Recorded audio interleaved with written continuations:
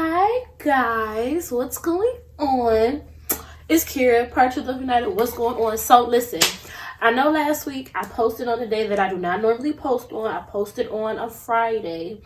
So y'all was like not expecting it. And that's cool, I understand. But I'm going to put that video down here. It was about Valentine's Day, but you know, Valentine's Day rules can be applied all year round. So go ahead and watch that video. If you watch that video, then you'll know for Valentine's Day, I went with my friends to go see The Photograph. The Photograph is a movie with Issa Rae and Lakeith Stanfield, I believe is how you pronounce his name. So I went to the movies. We're going to just talk about a little bit how I feel about it. But overall, the main whatever, we're going to talk about 5 things that I learned, or the 5 things that I picked up on, learned, thought about while watching The Photograph. So we're going to do the thing, and then we're going to get into it. So let's go. She knows exactly what she wants, and she knows exactly what she deserves, and it makes them boys nervous. All right, so before we get too far into it, I'm just going to read like the cute little synopsis they have of the movie. If you have not seen it, I mean, you must be living under a rock. But, you know, things happen, things happen. So, the Photograph synopsis says, when a famed photographer, Christina Eames, dies unexpectedly, she leaves her estranged daughter, May, hurt, angry, and full of questions. When May finds the photograph tucked away in a safe deposit box, she soon finds herself delving into her mother's early life, an investigation that leads to an unexpected romance with a rising journalist. So, from that, Issa Rae plays May, Lakeith Stanfield plays Mike, who was the journalist that romance. Yeah, okay. They used the right words, I guess. Okay, so we're going to just, like I said, we're just going to get into the 5 things that I got or just stuck out to me or just made me think about after we watched The Photograph. Because we talked about it a little bit, but a lot of them were like, I just can't wait to watch your video about it. So here you go. Oh, before I start, if you have not seen the movie, there's going to be a lot of spoilers in this, so I don't know if you want to watch this or not, but I'm just letting you know, like, I am going to be talking about the movie, so just saying. The first thing that I got from watching The Photograph is that following your dreams is possible. Now, I was like 17, 18. I really wanted to be a dancer, Alvin Ailey dancer. Like, I wanted to be on it like that. And I had all these big dreams and all of this stuff, and life happened. And now my dreams have changed. But at that age, that was the dream. But there was always a part of me that felt like it wasn't possible or that it wasn't doable. Watching this movie made me really think about how when you are determined to do something, you can get it done. We watched May's mother, who is Christina. She's the photographer they're talking about in the movie. At a young age, kind of just get put in a situation and just be like, you know what? I can't take this anymore. I'm going to just take the leap and see what happens. I'm going to just grind and see what happens. And she was able to make and establish a life for her and her daughter, even though the things that she was able to do to create that life also created almost like a hardness about her. Not because she was out here doing crazy stuff, but because of the way life had happened to her, it created like this hardness around her heart, which even her daughter couldn't penetrate, and which is why like her daughter, Issa Rae's character, was kind of confused throughout the whole movie about really who her mother was. So yeah, her mom was raised in Louisiana, but she moves to New York because she wants to be a photographer, and she really wasn't supported in that, but really by anybody. I mean, her boo thing, he was supportive, but while he was supportive, he was content in where he was in life. So it kind of just was like, so what are we going to do? And it was almost like a stalemate type of thing. And she made the decision and she followed her dreams and she became exactly who she wanted to be to a certain extent. And then even with Michael had, I don't think it was a dream. Michael really, he had made a decision though. Like he took this leap of faith of applying for a job in London when him and his girl had broke up. Tessa, I think is the girl's name. We never see Tessa, but we know that Tessa is Mike's ex-girlfriend, and they had kind of fell out or whatever. And clearly, like, Mike is just kind of, I'm not gonna say he's not a good guy, but he's got questionable qualities because his brother was like, yeah, I'm glad that girl broke up with you because you was wasting her time, which I feel like we need to unpack, but we'll get there. Anyway, so yes, these are both examples of, you know what, you can follow your dreams. It's possible. You just have to be willing to do it. And I think it's easier said than done, especially when you don't feel like you have support or you don't feel like people got your back on it. But you got to know that if you believe, sometimes you got to believe before anybody else is going to believe, and you got to push yourself. So that was definitely something that stuck out to me throughout the movie, just the way that the characters were moving. I was like, I like this. This is a good message to be spreading. Because, you know, sometimes these black love movies be, not even just black love movies, but these love movies be selling dreams. But there were some things I was like, I can rock with that. Okay. So, number 2, the way you treat your children matters. So, again, we watch Christina, you know, basically Christina gets pregnant, and, well, she moves to New York. And we do not know if she knew she was pregnant when she moved to New York. We don't think she did, but the way it was presented. But, you know, she has this kid, and because of how heartbroken she was with the situation, how it went down with May's father, it's almost like she built up a wall, and she allowed her work to be her love. Like, she didn't know how to express love to those closest to her, even her daughter, because her daughter grew up her whole life not even really knowing if her mama liked her or not, because there was this wall. But then we see how we see how Christina grew up, and Christina's mama basically put her out because she was, seemingly based on what we saw, her mom was trying to get her groove on, and Christina's mother did not like that she was dealing with Isaac, because she felt like Isaac wasn't about nothing. Isaac was just, he wasn't trying to do nothing. He wasn't making no money. He wasn't getting to no bags. Girl, why you being bothered? But she just liked his vibe. Like, he was very chill. He was one of those dudes, he was just very content. He worked the boats, and he was good in that life. You could tell he was a small town dude. Like, that's just his vibe. And Christina had dreams of going to the city and being a photographer and all of this stuff. And because of how the relationship ends between Christina and Isaac, because basically, like I said, Christina just leaves. She follows her dream and she just leaves. But you got to think about the position she was in. Her mama basically has just told her she got to get out. She don't have no job. She don't have no money. Isaac is pressuring her to get married, but that's just not the vibe that she's on. And she knows that, I think like the reason she didn't want to get married is because she knew if they got married, she would be stuck in Louisiana. And that's not what she wanted. So I feel like that was why she was trying to, like, you know, she was shaking him on that. So just to get away, she hops on a Greyhound bus, moves to New York, and grinds and gets a photographer's assistant job, and then eventually becomes this famous photographer. This is why it's important to be mindful of the way that you treat your children, because I really feel like had her mom not basically like dog her for real, she wouldn't have left. I feel like that was the tipping point, her interaction with her mom. And if that hadn't happened, I'm not gonna say these other things wouldn't have happened, but they wouldn't have played out the way they did, because, like I said, her mama basically dogged her. Isaac was trying to like force marriage on her. She wasn't feeling it, so she bounced, and she went to New York, got a job, and disappeared for 3 months. Now, she called her friend and was talking to her friend. She finds out her mom passed away. And when she goes back, you know, she like, I'll talk to Isaac when I get back. Like, you know, I know he mad, but we'll figure it out. You know what I'm saying? She get back, Isaac don't even come to her mama's funeral. We find out that Isaac is married to the girl who been just like trying to get his attention for the longest. He just going to marry her. Now, side note, those are the shenanigans I be talking about, because girl was only gone 3 months. How you fall in love with somebody else in 3 months? You was that thirsty to be married, Isaac? Really though? But anyway, so because of that heartache, you could tell it built this barrier. If she already had the barrier, because her mama was real hard like that, so she didn't know how to love May the way she needed to, because of all of these things that had happened to her in her life and the decisions she made based on those actions. Like, it was just a lot. So yes, it's very important to make sure that we are being mindful of the way we treat our children, that it's important to make sure that we are showing them love the proper way, and being intentional about loving on them despite our personal shortcomings or our upbringings. It's really important. And that actually goes right into number 3. Number 3 is we have to show our parents grace. I have said this before, and I will always say it. Once I came to the realization and I learned how to accept that before my parents were my parents, they were whole people with life experiences, and those life experiences shaped who they are, and it dictated how they treated me in a positive or negative way. Their life experiences dictated how they treated me.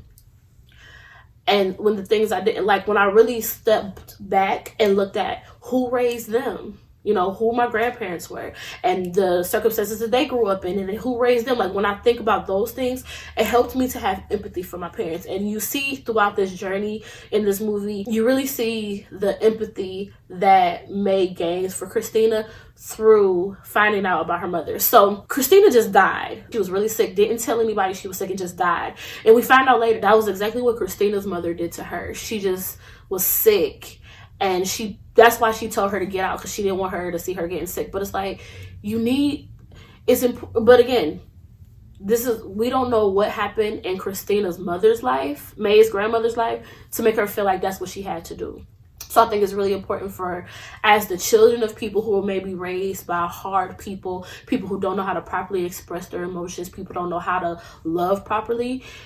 As we get older and we start to gain a better idea of self and really understand who we are, whose we are, and why we're built the way we're built, when we see that other people don't operate in that way, it's really important to show empathy. And it's really important to get to a place of like, you know what, I forgive you, I love you, and it is what it is. Because you can tell that May had a lot of anger and resentment towards her mother, just because, again, she really didn't understand her mother because her mother didn't know how to explain herself. But after Christina dies, you know, she wrote May a letter. And in this letter, she's telling May basically about her life as a younger person. In the letter is how May finds out that Isaac is her father and not the man that she was raised with. Even though, you know, she had questions, I thought it was really cool that we never saw May's character really be upset. It was more just hurt when it came to the Isaac part of it. Because it's like, there is a scene where she goes, once she finds out Isaac is her father, she goes out to Louisiana to meet him. They flash back between Isaac met her as a little girl, but he wasn't brave enough to ask if that was his daughter or not, because he was married to the other girl, because remember, he got married after 3 months. Years later, Christina comes back to Louisiana with May as a little girl, and he just goes up to her house and he meets her. And he, like I said, he wasn't brave enough to ask if that was his daughter or not. But I feel like in them type of situations, like, you know what I'm saying? Like, you know. He tells her, like, he just wasn't brave enough to ask. He tells May as an adult, I wasn't brave enough to ask. And she said, well, why didn't you though? Like, you should have. And she didn't say it, like, again, in an angry way. It was just more like in a sad way. Because I feel like as she learned more about her mother and about Isaac's relationship, she genuinely felt bad for both of them. So it's important to, like I said, as we get older and we start having our own life experiences and we learn just how complicated life can be, show our parents some empathy, show our parents some grace. It changes the game. When you show empathy and you show grace to others, it forces you to be mindful of the actions that you make. You know what I'm saying? So, yeah, that was a huge one for me. Showing your parents grace, that was a huge one. So, with all that being said, number 4, do not let your fear of being your parents make you make questionable actions. Now, listen, this is probably my biggest gripe with the whole movie. It felt, even though I liked it a lot. Let's start there. I thought it was amazing. The acting was dope. The videography of the movie is beautiful. They light Issa Rae really good because her skin just looks so bomb. Her and everybody just look good in this movie, okay? It just looked good. But my biggest gripe with this movie is I felt like it was extremely underdeveloped. I feel like that's why, to me, some of this just didn't make sense. How are we going from, because the movie, the way that the movie is shot, it feels like all of this has happened over like maybe a 2-month span. So May's mother dies, she finds the letter. Now, while this is happening, Michael, which is Lakeith Stanfield's character, Michael is writing an article about Isaac. Isaac has a picture that Christina took of him when they were younger. And, you know, he was kind of talking about Christina to Michael, They had a little conversation. And because of their conversation, that's what makes Michael go look up who Christina is. He finds out that, you know, she has a daughter, and that's how him and May's character meet. Now, the whole story, like I said, from them meeting to the end of the movie seems like a 2-month span.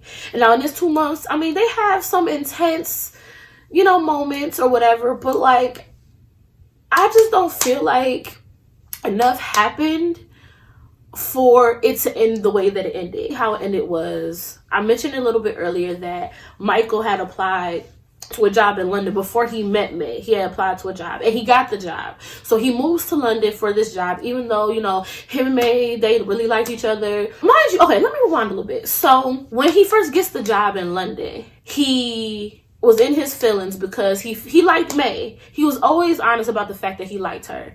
But he was in his feelings about being in London because he didn't know how she would respond. So when she called him, mind you, she was calling him to tell him about how she just found out her father really is this other dude named Isaac. He didn't answer. And frankly, the way it looked like he was never going to say anything to her. Like he was just going to leave, go to London, live his life, and just leave May on red for the rest of her life. Which, child, what? Mind you, this is after they had slept together. She done met his brother, his sister-in-law. She done met his nieces. Side note, those nieces were super cute and was spilling all the tea. Yes, little girls. But all of this stuff has happened between them, and then he just ghosted her. And literally the only reason that they got back together was because, like I said, May went to Louisiana to meet her father. Mike went to Louisiana to see Isaac because he wanted to get a little bit more information from him to finish his story before he moved to London. The only reason they just happened, fate, whatever, happenstance, just happened to make them cross paths again. I don't really know if I like that, because it's like, you wasn't real enough to just be upfront with me and tell me what the situation was. And up until this point, like, all of his other actions said that for the most part, he was straight up. For the most part, because the little Tesla part, that was a little shicey, that was a little shady. But in general, everything for the most part, but to this point, shows that he was pretty stand up. So I was confused about all of a sudden why he went ghosted, left her on red. Like, that was corny to me. And then it was like we just kind of breezed over that part. Like, nobody really addressed, oh, so you just wasn't gonna say nothing? Like, I mean, you just wasn't gonna say nothing? What was she supposed to do? So luckily she was wanting to meet her daddy, and luckily you had to finish writing this article, because if y'all hadn't, then what? So he moves to London, and they didn't talk, it seemed like, at first. But then, she bought him a ticket to a Kendrick Lamar concert because they had this really cute argument about Drake and Kendrick. And Kendrick was going to be performing a concert in London. She bought a ticket, showed up, and they went off, and that was it. But I just feel like not enough foundation was built for us to be buying plane tickets to London and Kendrick Lamar tickets. So I was kind of like, but I also understand that because of how her mother loved, because we don't really know Michael's, and that was another thing, I feel like it was underdeveloped, because so Lil Rel plays Mike's brother, and I don't remember his name. His brother makes statements that makes me feel like Mike be on trash in relationships quite a few times, or like he fall in love too fast quite a few times, but we don't really get, and besides this little Tessa situation, they just say little things, but I don't feel like they give us enough to really understand what the issue is with him in relationships. We just know he be on trash, but there are several flavors of trash you can be on. What flavor of trash is he on? We don't really know. And so it seems like he moves completely opposite of that way with May, but we don't understand what triggers that. We're confused. Not enough is told to us for us to really understand where this change of heart comes from. And then, like I said, on May's side, he's moved a little too wishy-washy to me for us to be flying to London and buying Kendrick Lamar tickets. I don't understand. How did we get here? Especially when after he moved to London, again, it seemed like there was no conversation. But yeah, there was no conversation, because he was like, I just been here sad thinking about you. So how did we get here? I mean, and I just don't understand, because she talks about, what if she's just like her mother, and her having a fear of like really opening up and loving somebody and this and that. I understand that fear, and I understand not wanting to be like your parents. Yes, you don't want to be your parents, but at the same time, has this person shown you enough for you to exhibit the qualities of changed behavior? I feel like I said that weird, but do you understand what I'm saying? What has he done consistently to show that he's worth me trying to come out of my comfort zone for this? I don't feel like he did enough. I don't feel like enough happened. I mean, they slept together, but outside, I mean, I guess D was too bomb, but I'm like, not enough foundation was built for me to feel like, okay, this makes absolute sense that she's willing to try to make this long distance relationship work with this guy that she's known for like 2 months. I don't know. Maybe it's just me. And I feel like because we focus so much on how her mom had a hard time in relationships and never really, even though her mom got married again, she was loved and all of that stuff, but it sounded like even with him, she always had even with her husband, Christina always had a barrier up. And in the moment where we see that Mike is finally honest about the whole getting a job in London before he moved away, you can instantly see her guard go up. And she's like, you know what? We ain't even got to try to be in a relationship. We could let's just kick it and it is what it is type of thing. It just felt like, I mean, he expressed himself, but it felt like he didn't do enough. I don't know. I just feel like enough was done on his side for her to make the decisions that she made at the end. That's all I'm gonna say about that. Based on my very passionate feelings about number 4, number 5 might surprise y'all. I'm gonna just tell y'all now. Number 5, love is worth taking a risk for. So listen, I know my feelings, like I said, I just said a second ago, I don't understand how we got there. This quantum leap, I don't understand how we got here. But I do also feel like there are times when you meet someone where you can't always explain it. You just know what it is. And I kind of feel like that was what we were supposed to take from this, even though they didn't develop that story to me enough. I do feel like that's where we're supposed to end up, where, yeah, not a lot of time has passed, but when you know that this person, and not necessarily that this person is the one, because I don't necessarily believe in the one, but enough to know that this person is special and this is someone that I need in my space. This is someone I need in my life and I need them around, and you're willing to make concessions for it. Now, I say love because, again, I don't feel like enough time has passed based on the way the story is delivered to us. I don't feel like enough time has happened for them to be in love with each other. Everyone loves different. Everyone's concept of love is different. I get all of that. That's real cute. Like I said, I feel like they were still very much in their honeymoon phase of their relationship. They weren't even together. They weren't even like boyfriend and girlfriend. They were literally just on some like we talking type stuff. You know what I'm saying? So I just feel like, but even in that, when you know. And like I said, even though I have strong feelings about not making stupid decisions just because you're not trying to be a parent, at the same time, when you see someone who's worth the risk, sometimes it's worth trying. I would just hope that you go into those type of situations with your eyes wide open, being willing to take situations for what they are. And just because you made this hasty decision, if the situation does go left, being open enough to know that's not an excuse to harden your heart. You know, you take your time, you know, lick your wounds, get yourself together. But at the end of the day, we are made to love one another. Not even just romantic ways, but just in general. Like, we are created to love one another. You know what I'm saying? So make sure that if you're going to be flying to London and buying Kindred tickets for people, that is someone that you know is going to be solid. You know, love, when you know it's the right person, or when you believe it's the right person, is worth jumping off that plane for. I know the feeling, and it can be worth it. That's just that on that. So, I really liked the movie. I thought it was dope. It definitely gave me Love Jones vibes. I love Love Jones. It came across a little Love and Basketball-ish to me. Y'all know how I feel about Love and Basketball. But overall, I thought it was really, really good. I thought the acting was really good. And I just like, y'all know me. I like seeing some dark-skinned people just love on each other. I like that because we don't get to see it very often. If you haven't seen the movie, I definitely would suggest going ahead and seeing it. It's a cute little date night situation. It's a cute homegirl situation because, like I said, me and my friends went to go see it on Valentine's Day. So I thought it was good. Overall, it was a good movie. I liked it. I feel like it's one of those classic Black movies. Make sure that you tell me down in the description box, have you seen it? Did you like it? Did you not like it? Did you feel how I feel? Do you feel like I'm completely off base with all of these? Do you see where I was seeing and watching this movie? Make sure you guys follow me on Instagram, Truth and Love United. Make sure you also are subscribed to the channel, that you are liking, sharing, all of those good things. I think that might be it for this week, y'all. That's it, you guys. I love you guys. Thank y'all so much for just rocking with the kid. Support that I've seen and have gotten is just overwhelming. I appreciate it. And like I always say, as long as you're running your race at God's pace, you're exactly where you're supposed to be. Peace. You know that girl can make everything you got a little better.